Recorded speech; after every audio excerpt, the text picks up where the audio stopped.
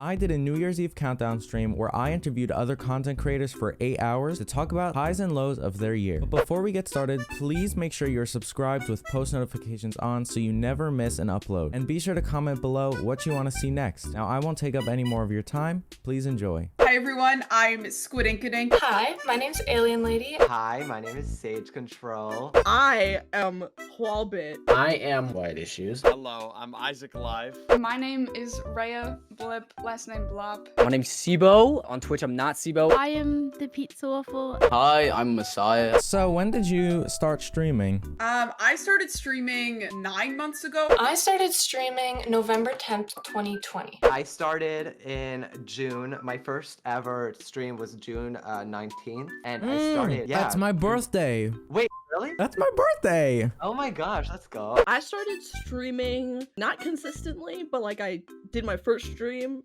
in January of this year. I started streaming December 5th last year. I started streaming about a year ago. Like, I took it seriously around January, February of last year. Oh boy, do you want some not Sibo lore? I could take it back. I've been deep into content creation for a long time. So, you know, I first started making videos when I was like 5, but those didn't really count. But I would make videos with my Bionicles, and I'd make little stop motion videos, and I'd post them under. What's a Bionicle? It's like an action figure kind of deal. It's nerd shit. They stopped making them maybe like when you were born, honestly. Oh, I started streaming like a year and 3 months ago, I think. I started streaming December 28th, actually, so. Taking it back to when you started through January, what was like the story from start to end? I wanted to stream for a long time. I'd always looked up to content creators, but I was too much of a little bitch to like really get out there and try it. And then bought my PC for a guy I was dating because he wasn't giving me attention and was playing Tarkov. So I was like, if I get a PC, he'll hang out with me. And then he dumped me about 24 hours after I got my PC. Oh my god. So I said, fuck it, we ball. Let's start streaming. There's a lot of highs and lows, and I think in 2021, I definitely experienced like one of the lower points in my channel, so that was pretty hard. I wouldn't say it's like, oh, that was so difficult. It was just like, it really bummed me out a lot. It was really demotivating. I literally can't believe like when you hit 1K and you were still on the Xbox. I know. Like I was genuinely proud, like impressed. You literally got to 1K on like I literally a meme. You literally like streamed on a meme and Yo, and people would like not like make fun of me, but being like, "Oh, you the Xbox streamer?" The And I'm Xbox like, guy. yeah, It was right before my birthday, which is at the end of the month. I streamed off of a 2013 Asus laptop, oof. and I used my webcam mic. I was streaming Valorant at 2 frames per second. It looked like a PowerPoint presentation, and it was just like a few of my friends in the chat. Yeah, that's a very like common origin story. A lot of people kind of, I mean, they do what you should do, just do with what you have. I actually started streaming just kind of out of, I don't know.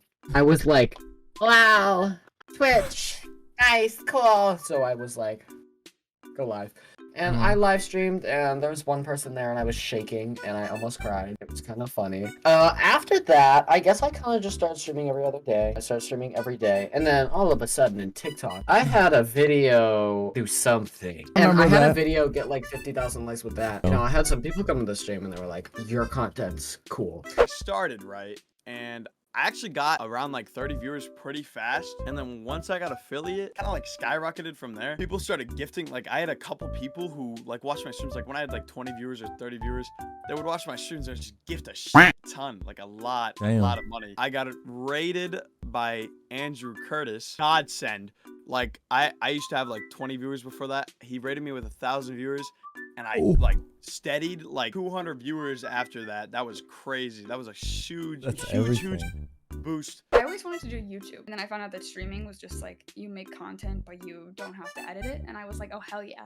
And I started watching Dream SMP because my ex was a big Dream stan, and I wanted him to like me. Then I got into Dream SMP, and then I got into cosplay. And then I suddenly got into TikTok. I got into Dream SMP TikTok, and I decided, you know what? I'm gonna start making funny videos because I've always wanted to do content, and it looks like it's super easy to make, you know, Dream SMP content. Because I've been making TikTok since like I was like 10, and like on different accounts. So I guess musically.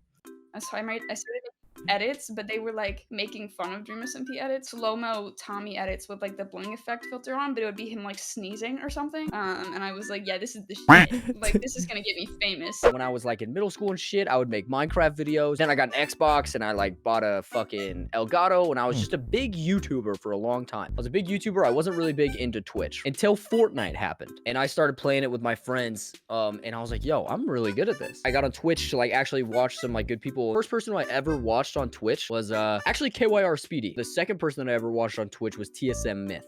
He was the first person that I followed. I watched him religiously, and then it went to like Ninja and like other Fortnite creators, and then eventually I was like, I could do this. I was just streaming for fun, and then it kind of kicked off because of TikTok. And then I ended up dropping out of uni, which is not a good thing. I don't recommend it to anyone, but it kind of paid off a little bit. And then ever since then, I've kind of been grinding. My growth journey has been on and off, you know. I've had some good moments in the beginning, blowing up on TikTok. I'm glad that I'm not usually. I mean, I am using TikTok, but not really anymore. But my growth has been on and off. Like, a viral TikTok could do well, and then your average will go up a little bit, but then boom, boom, boom, everyone leaves. Yeah. So it's been pretty good growth, I guess you could say. Hey, what are some broad or specific, doesn't matter, goals for 2022?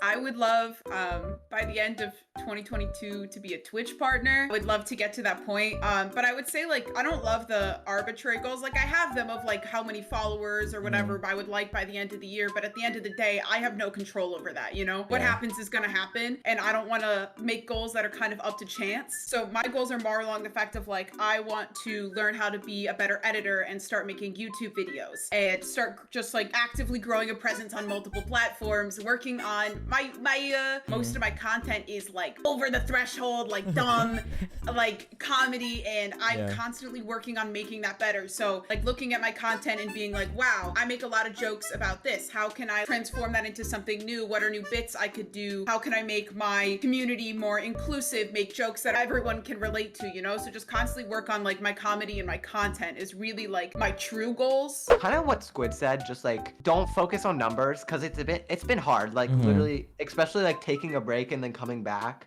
It is hard not to look at numbers, especially if you were doing well. My biggest thing, I would say, of course, would be partnered. I think that would be the coolest thing. I think making content on each platform, like I love YouTube. I literally watch YouTube in my free time. There's a lot of like YouTubers who inspire me. Probably just like staying consistent. Like I love TikTok, but I don't want to rely on TikTok. I really do want to start streaming a lot more consistently, maybe like 2-3 times a week. Because right now I've been streaming like once a week, sometimes once on the weekends. I really do want to start doing more streams, growing my audience more. Maybe by the end of next year, I really want to hit like 1,000 followers, something like that. Even though that's a big jump for me, at least, I feel like it's not that out of my reach. I think I want to hit 100K on TikTok. We're close. I want to hit 50K on Twitch. In general, I feel like I want to feel like streaming isn't a chore at all. Like sometimes I'm like, oh, I don't want to stream this, and I kind of want to just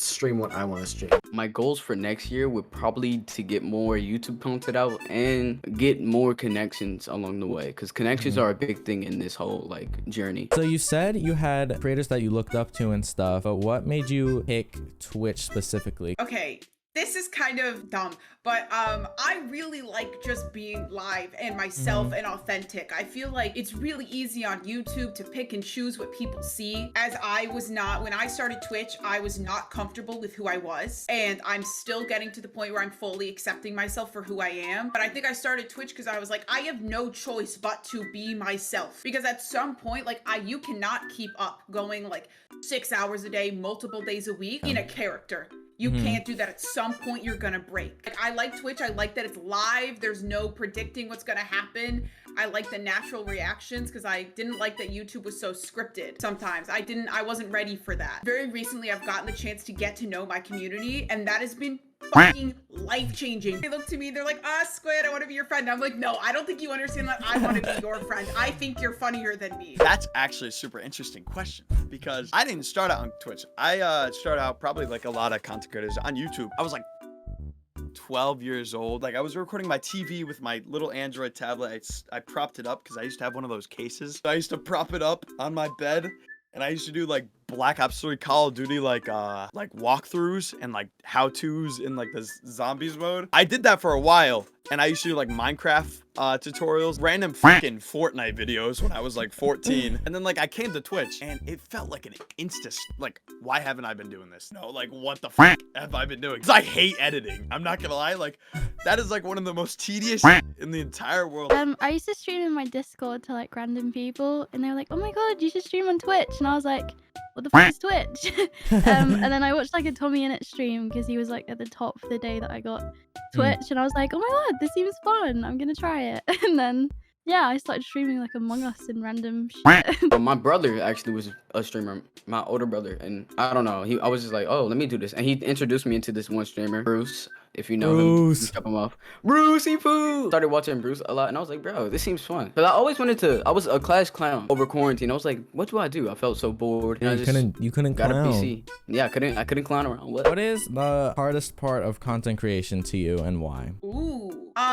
I think if you had asked me 6 months ago, I would have said mental health. I think now the hardest part of content creation for me is that I'm a very trusting person, and I've recently found out that a lot of the content creators that I've tried to get to know and have become friends with are not necessarily who they are online as they are offline, and that online, the people you meet only show you as much as they want. They can completely choose what they show you, who they show, like they choose what aspects of their personality to reveal to the public and what to keep private. And that has been a very difficult reality, because I think it's left me with some like, who can I collab with? Yeah, who can I that's trust? like a trust issues thing, kind of. It's like, it is scary. Like, you'll find someone that looks so nice, and then you'll be like, oh, I want to be friends with this guy. And then you start talking to them, and then they're just an asshole, like, right off the bat. I've had a lot of people, like bigger streamers, like come on to me, and then like, if I reject them or something, like threaten horrible shit, or like actively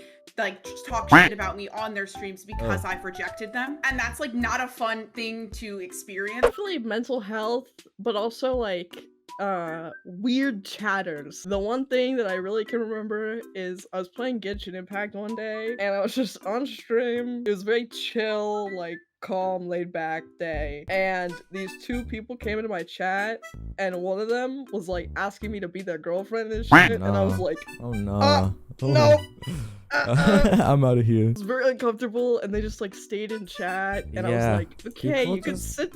You could just sit there. You wouldn't come up to me in real life Yeah. with me and go Yeah. like, "Can you be my girlfriend?" Like why? you Like, can- who are you? Like, who are you? I don't know who you are. I think the hardest part of content creation has been definitely interacting with people, because there's so many people on the internet. There's a big issue. Half the time you'll meet people and they'll be cool, like Miko. Then there's other people who, you know, they get close to you and then boom, they're not nice. Yeah. Find fun in making fun of people and such, or super big and they don't want to interact with you. Then there's other people who you feel bad about. Some people are weird. Okay, Yeah. some people aren't in my streaming life anymore because they are just genuinely not good people and they did weird things, and Yeah. you know, it's hard. Hardest part of content creation, 100%, is just comparing. Every single thing that I do is comparing to what I did last week, comparing to my friends, comparing to people that are bigger than me. Because you know, Chump. If you guys are in chat, you guys don't know Chump. Chump and I are like, there, Yeah. dude. Everything that we do is together. I'm really fortunate to know them. Chump and I, like, we're like best friends, but on the inverse, every single thing that we do, we compare with each other. Every number that we get, it's almost like a competition, and that's fine because I love Chump. But to everybody who's bigger than me, everything that I do is like getting compared to them. And so I'd say Yeah. that's the hardest, is just like the mental block that I give myself to like, oh, I should be so much better. I should be bigger. You think somebody has an ego, like you want more connections, but you're afraid. Or Yeah. It's probably connections. It's like there's bigger people that you actually can reach out to, but you don't want to be like, oh, Yeah. I'm sorry. Yeah, is there anything you want to say as you sign off? Just thank you so much for having me on. Happy New Year. I hope course. 2022 brings you such fucking incredible thing. You, Thank your God. chat, everyone. 2021's been a great year. So, well, like, there's been a lot of shit this year, don't get me wrong, but Yeah. like, there's been a lot of good things this year. So yeah, just thank you for having me on. I'm Squid. I hope to see See you again. Guys, I would really appreciate if you followed me on Twitch and on YouTube and on literally Twitter. Literally just go in my chat and just do !S. Also give all the love to Miko, because Miko was the one who put this all together. And yeah, go watch my new YouTube video. I turned myself into the Yassified version of Ed Sheeran. Kind to female streamers and don't be weird. Don't be freaks in their chat. And if you want to, you can stop by to one of my streams. You can stop by if you want. I just want to say that if there is anyone here that I forced on Twitter to be here, because yes, I did force some of my people to be here, please follow Miko. Miko's cool. So I just want to run my hands through Miko's hair. Follow Isaac Live on all platforms. Joe Mama Among Us, Sauce Event, Imposter Among Us. I was really glad to be here, you guys. If you guys are from my stream and you guys haven't followed Miko, you should. Miko is another person who like really takes into account like there's more to Twitch than just sitting in front of a screen and doing something. So I really think it would be worth your guys' time. But before I go, I do just want to say that Just Chump fell off.